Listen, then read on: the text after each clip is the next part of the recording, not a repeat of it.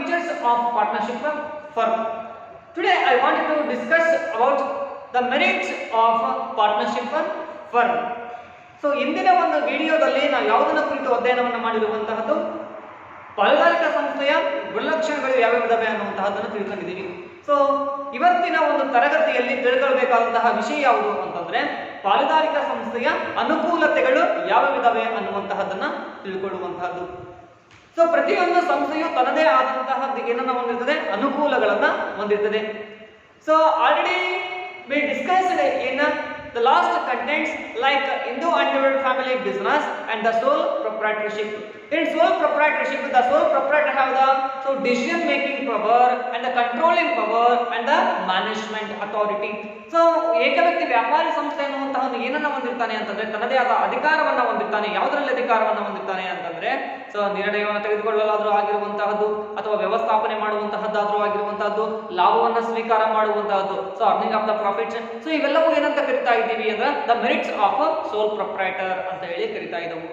So ಅದೇ ರೀತಿಯಾಗಿ as same in the partnership firm. So ಅದೇ ರೀತಿಯಾಗಿ ಅನುಕೂಲತೆಗಳನ್ನ ಹೊಂದಿರುವಂತಹದ್ದು ಯಾವ ಇದಾವೆ? Let us see one by one. Yes, the first one is easy formation and closure. Easy formation and closure, ಸುಲಭ ಸ್ಥಾಪನೆ ಮತ್ತು ವಿಸರ್ಜನೆ. ಸುಲಭ ಸ್ಥಾಪನೆ ಮತ್ತು ವಿಸರ್ಜನೆ.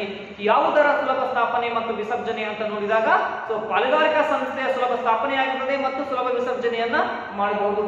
ಏನು? Yes, this firm is formed on the basis of an agreement, the lawful agreement in between of the partners, in between of the partners. So ಈ ವ್ಯವಹಾರ ಸಂಸ್ಥೆ ಅನ್ನುವಂತಹದ್ದು ಕಾನೂನುಬದ್ಧವಾಗಿರುವಂತಹದ್ದು.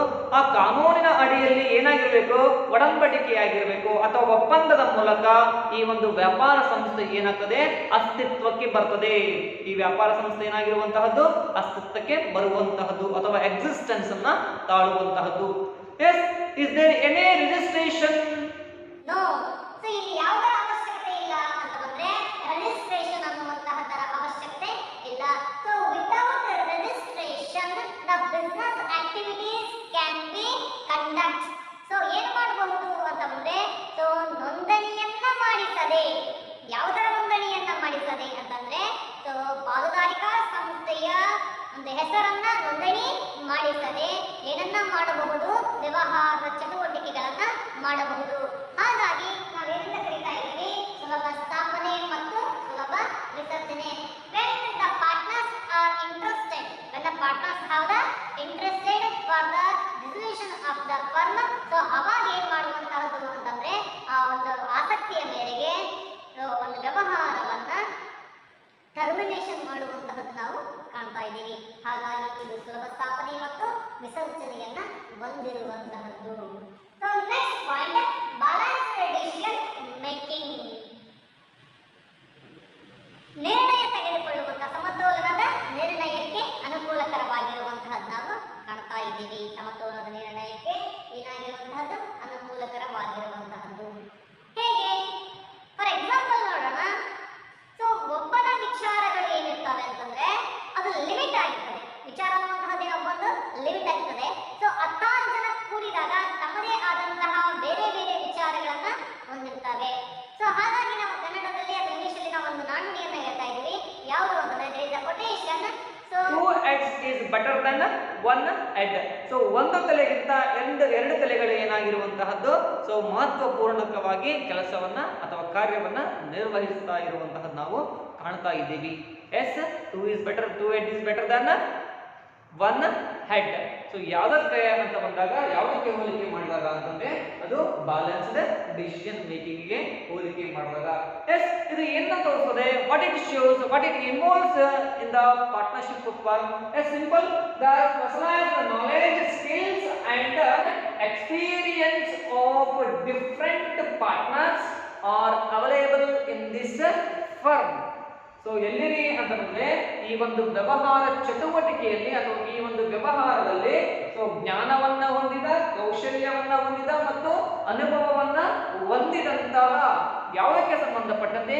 ವಿವಿಧ ಕ್ಷೇತ್ರಗಳಿಗೆ ಸಂಬಂಧಪಟ್ಟಂತೆ. ಎಸ್, ಡಿಫರೆಂಟ್ ಪಾರ್ಟ್ನರ್ಸ್, ವಿವಿಧ ಪಾಲುದಾರರು ಸಿಗುವಂತಹದ್ದು ಎಲ್ಲಿ ಅಂತಂದ್ರೆ so work in the partnership firm. So ಹಾಗಾಗಿ ಏನಾಗ್ತದೆ, it leads to increase the profit and reduce the work burden. It reduce the what? Work burden and also leads to more balanced decision making. So ಇಲ್ಲಿ ಮೂರು ಅಂಶಗಳು ನಾವು ಇಲ್ಲಿ ಕಾಣ್ತಾ ಇರುವಂತಹದ್ದು. ಅತಿ ಹೆಚ್ಚು ಕೌಶಲ್ಯಯುತ, ಅನುಭವಯುತ ಮತ್ತು ಜ್ಞಾನಯುತ ವ್ಯಕ್ತಿಗಳು ಇರೋದ್ರಿಂದ ಸೊ ಕೆಲಸದ ಒತ್ತಡ ಕಡಿಮೆಯಾಗುವಂತಹದ್ದು, ಅದರ ಜೊತೆಗೆ ಸೊ ಸಮತೋಲನದ ನಿರ್ಣಯಗಳು ಸಾಧ್ಯವಾಗ್ತವೆ. ಯಾಕಂದ್ರೆ 10 ಜನದ ವಿಚಾರಗಳು ಏನಾಗಿರ್ತವೆ, 10 ರೀತಿಯಲ್ಲಿ ಇರ್ತವೆ. The 10 members have the different kinds of the opinion and ideas about the so business activity. So it reduces the work burden. ಹಾಗಾಗಿ ಇದು ಏನಾಗ್ತದೆ ಅಂತಂದ್ರೆ ಕೆಲಸದ ಒತ್ತಡವನ್ನ ಕಡಿಮೆ ಮಾಡುವಂತಹದ್ದು. ಎಕ್ಸಾಂಪಲ್ ನೋಡೋದಾದ್ರೆ 10 ಜನ ಇದ್ದೀವಿ ಅಂತ ತಿಳ್ಕೊಳ್ಳೋಣ ಒಂದು ಆಕ್ಟಿವಿಟಿ ಒಳಗ. ಈ 10 ಜನದಲ್ಲಿ ನಾನು ಎರಡೊಳಗೆ ಎಕ್ಸ್ಪರ್ಟ್ ಇರ್ಬೋದು, ಒಂದು ಫೈನಾನ್ಸ್ ಆಕ್ಟಿವಿಟಿ ಒಳಗೆ ಡಿಸಿಷನ್ ಒಳಗೆ ಎಕ್ಸ್ಪರ್ಟ್ ಇದ್ರೆ, ನನ್ನ ಪಕ್ಕದಲ್ಲಿರುವಂತಹ ವ್ಯಕ್ತಿ ಮಾರ್ಕೆಟಿಂಗ್ ಒಳಗೆ ಎಕ್ಸ್ಪರ್ಟ್ ಇರ್ಬೋದು, ನನ್ನ ಪಕ್ಕದಲ್ಲಿರುವಂತಹ ವ್ಯಕ್ತಿ ಸೊ ಅವನು ಪ್ರಮೋಷನಲ್ ಆಕ್ಟಿವಿಟೀಸ್ ಒಳಗೆ ಏನಾಗಿರ್ಬೋದು ಎಕ್ಸ್ಪರ್ಟ್ ಇರ್ಬೋದು, ಇನ್ನೊಬ್ಬನ ಕಮ್ಯುನಿಕೇಶನ್ ಒಳಗೆ ಏನಾಗಿರ್ಬೋದು ಎಕ್ಸ್ಪರ್ಟ್ ಇರ್ಬೋದು. ಸೊ ಈ ರೀತಿಯಾಗಿ ತಮ್ಮದೇ ಆದಂತಹ ಒಂದು ಡಿಫ್ರೆಂಟ್ ಕೈಂಡ್ಸ್ ಏರಿಯಾಸ್ ಒಳಗೆ ಏನಾಗಿರ್ಬೋದು ಎಕ್ಸ್ಪರ್ಟ್ ಇದ್ದು ಸ್ಕಿಲ್ ನಾಲೆಜ್ ಅನ್ನು ಹೊಂದಿರೋದ್ರಿಂದ ಪ್ರತಿಯೊಬ್ಬರಿಗೂ ತಮ್ಮದೇ ಆದಂತಹ ವರ್ಕ್ ಬರ್ಡನ್ ಏನಾಗ್ತದೆ ಕಡಿಮೆಯಾಗುವಂತಹದ್ದು. ಸೊ ಎಲ್ಲಿ ಕಾಣ್ತಾ ಇದ್ದೀವಿ, work in the partnership firm. So ಹಾಗಾಗಿ it leads to what balanced decision making. So ಸಮತೋಲನದ ನಿರ್ಣಯಕ್ಕೆ ಸಾಧ್ಯವಾಗಿರುವಂತಹದ್ದು ಯಾವುದು ಅಂತ ನೋಡಿದಾಗ ಅದು ಪಾಲುದಾರಿಕಾ ಸಂಸ್ಥೆ ಅಂತ ಅನ್ಸ್ಕೊಳ್ತದೆ. Next point, more funds when we compare to the sole proprietorship. ಯಾವುದಕ್ಕೆ ಹೋಲಿಕೆ ಮಾಡಿದಾಗ ಅಂತ ಅಂದ್ರೆ ಏಕ ವ್ಯಕ್ತಿ ವ್ಯಾಪಾರ ಸಂಸ್ಥೆಗೆ ಹೋಲಿಕೆ ಮಾಡಿದಾಗ it have the what more funds and resources. ಇದು ಯಾವುದಕ್ಕೆ ಹೋಲಿಕೆ ಮಾಡಿದಾಗ, ಏಕ ವ್ಯಕ್ತಿ ವ್ಯಾಪಾರ ಸಂಸ್ಥೆಗೆ ಹೋಲಿಕೆ ಮಾಡಿದಾಗ ಅತಿ ಹೆಚ್ಚು ಸಂಪನ್ಮೂಲವನ್ನ ಮತ್ತು ಬಂಡವಾಳವನ್ನ ಹೊಂದಿರುವಂತಹದ್ದು ನಾವು ಕಾಣ್ತಾ ಇದ್ದೀವಿ. Because the soul proprietor have the limited resource and the capital ಈ ಕಾಂಟ್ರಿಬ್ಯೂಟ್ ದೇರ್ ಬಿಸ್ನೆಸ್. ಅವನು ಏನನ್ನ ಹೊಂದಿರುವಂತಹದ್ದು, ಸೊ ಕಡಿಮೆ ಪ್ರಮಾಣದ ಬಂಡವಾಳ ಮತ್ತು ಕಡಿಮೆ ಪ್ರಮಾಣದ ಸಂಪನ್ಮೂಲವನ್ನ ಹೊಂದಿ ವ್ಯವಹಾರವನ್ನ ನಡೆಸ್ತಾ ಇರ್ತಾನೆ. ಯಾರಿರ್ತಾರೆ, ಒಬ್ಬನೇ ವ್ಯಕ್ತಿ ಇರ್ತಾನೆ. ಬಟ್ ಇಲ್ಲಿ ಏನಾಗಿರುವಂತಹದ್ದು, more than two members are conduct the activity. Which activity? Business activity and contribute their the capital and the resources. ಅವರು ಏನ್ ಮಾಡುವಂತಹದ್ದು, ಬಂಡವಾಳವನ್ನ ಹೂಡಿಕೆ ಮಾಡ್ತಾರೆ ಮತ್ತು ಸಂಪನ್ಮೂಲವನ್ನು ಹಂಚಿಕೆ ಮಾಡ್ಕೊಳ್ತಾರೆ. ಹಾಗಾಗಿ ಇಲ್ಲಿ ಏನಾಗ್ತದೆ ಅಂತಂದ್ರೆ ಮೋರ್ ಫಂಡ್ಸ್, ಹೆಚ್ಚಿನ ಹಣಕಾಸಿಗೆ ಸಾಧ್ಯತೆ ಇರುವಂತಹದ್ದು. ಏನ್ ಹೇಳ್ತದೆ, capital is contributed by a number of partners. ಬಂಡವಾಳವನ್ನ ಹೆಚ್ಚಿನ ಸಂಖ್ಯೆಯಲ್ಲಿ ಏನ್ ಮಾಡಿರುವಂತಹದ್ದು, ಪಾಲುದಾರರು ಹೂಡಿಕೆಯನ್ನ ಮಾಡುವಂತಹದ್ದು. ಹಾಗಾಗಿ as a result the business has got large resources and